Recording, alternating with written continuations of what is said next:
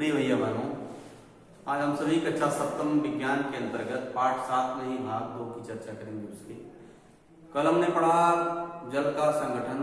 जल का संगठन किन दो एलिमेंट से मिलकर बना हुआ है, किन दो परमाणुओं से मिलकर बना हुआ है।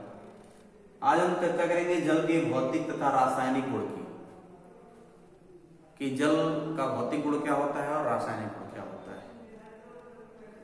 जब हम जल की चर्चा करते हैं तो आप खुद देखते होंगे, उदाहरण के तौर पे यदि आप कभी जल पिए तो क्या आपको उसका कुछ स्वाद पता चलता है? क्या आपको कोई इसमें कलर नजर आता है? नहीं। तो इस प्रकार से हम लिख सकते हैं कि जल क्या है? एक रंगहीन। जल क्या है? रंगहीन, गंधहीन तथा स्वादहीन। रंगहीन, गंधहीन और स्वादहीन पारदर्शक द्रव क्या है? एक ट्रांसपेरेंट है, पारदर्शक द्रव। ठीक। जल का IUPAC नेम क्या होता है? इसका IUPAC नेम जो होता है, IUPAC नेम जो होता है ऑक्सीडेन होता है। क्या होता है? ऑक्सीडेन।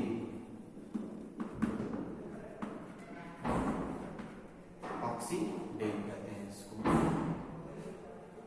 जाड़े के दिनों में अधिकतर नदी और झील का पानी जमकर बर्फ हो जाता है। सोचिए कि पानी जब जम जाने पर जल में रहने वाले जीवों का क्या होगा। सामान्यतः कोई द्रव जब ठोस अवस्था में बदलता है तो वह सघन हो जाता है और उसका घनत्व बढ़ जाता है। घनत्व का मतलब कि वो बहुत पास पास आ जाते हैं। घनत्व मतलब बहुत ज्यादा वजनी, उसके बीच में कोई घुस नहीं सकता है, इतने वो क्लोज आ जाते हैं। ठीक। जब कोई द्रव ठोस अवस्था में आएगा क्या हो जाएगा? सघन हो जाएगा, माने बहुत नजदीक आ जाएंगे और वो उनके बीच में गैप अधिक नहीं रहेगा। परंतु जब पानी ठंडा होकर बर्फ बनता है तब बर्फ का घनत्व जल के घनत्व से कम होता है, जल से कम हो जाता है। जल का एक विशिष्ट गुण है, जल का घनत्व अधिकतम 3.98 डिग्री सेंटीग्रेड पर होता है।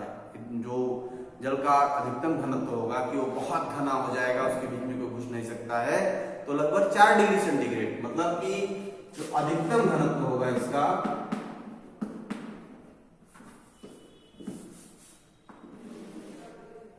अधिकतम घनत्व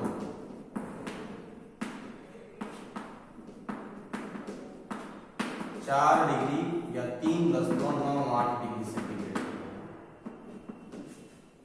ठीक। ये जल का विशिष्ट गुण होता है। जल का विशिष्ट गुण होने के कारण ये 4 डिग्री सेंटीग्रेड पे अधिक सघन होगा।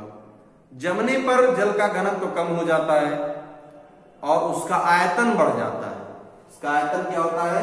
बढ़ जाता है। जमने पर आयतन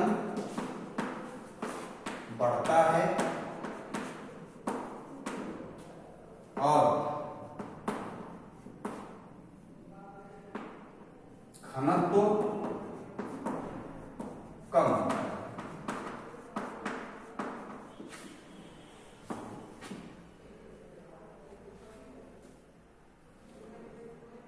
जिसके कारण यह गुण असामान्य घटना को जन्म देता है और उसके कारण क्या होता है? उसके कारण बर्फ जल के ऊपर तैरती है और जल में रहने वाले जीव आंशिक रूप से जमे हुए तालाब के अंदर रह जाते हैं, क्योंकि तालाब के तल पर जल का तापमान 4 डिग्री सेंटीग्रेड के आसपास होता है। इसलिए क्या होता है? एक विशिष्ट घटना बन जाती है। अब हम चर्चा बात करेंगे जल की धातुओं से क्रिया। जल की धातुओं से क्रिया इस प्रकार से होती है। जल की धातुओं से क्रिया।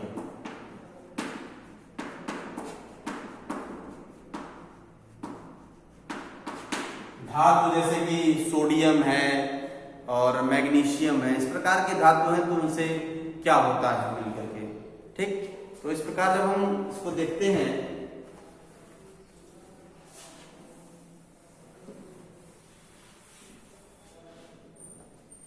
तो यदि हम जल की क्रिया धातु से कराएं, धातु से कराएंगे तो क्या होगा, यदि मान लीजिए सोडियम है तो उसकी जल से क्रिया होगी, यानी H2O इसके साथ जुड़ रहा है, युग्मन कर रहा है, जुड़ रहा है, तो क्या बनेगा, तो बन सकता है यहां से H2 कहां जाएगा, अलग होगा, और जो ऑक्सीजन होगा वो किसके साथ जुड़ जाएगा, सोडियम के साथ। जल एक ईंधन है नहीं जो जल जाएगा, जल उदासीन है, लेकिन सामान्य ताप पर क्रियाशील धातुओं जैसे कि मान लीजिए लिथियम हुआ, सोडियम हुआ, कैल्शियम हुआ, पोटेशियम हुआ, से क्रिया करके हाइड्रोजन गैस को मुक्त करता है। किसको मुक्त करता है, हाइड्रोजन गैस को मुक्त करेगा।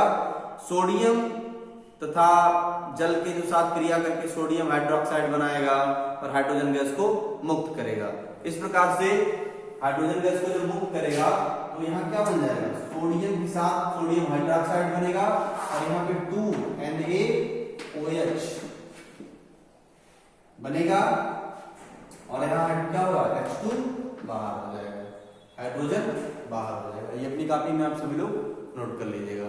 ऐसे ही मैग्नीशियम के साथ जब क्रिया करेगा तो मैग्नीशियम के साथ H2O क्या होगी, तो मैग्नीशियम ऑक्साइड बनाएगा, ये मैग्नीज ऑक्साइड बनाएगा, मैग्नीशियम ऑक्साइड बनाएगा तो MgO हो जाएगा ये, और प्लस हाइड्रोजन गैस रिलीज होगा। इस प्रकार से धातुओं से क्रिया करके हाइड्रोजन गैस को मुक्त करता है। ठीक, अगले टॉपिक की चर्चा हम अगली वीडियो में करेंगे जिसका नाम है विलायक के रूप में जल।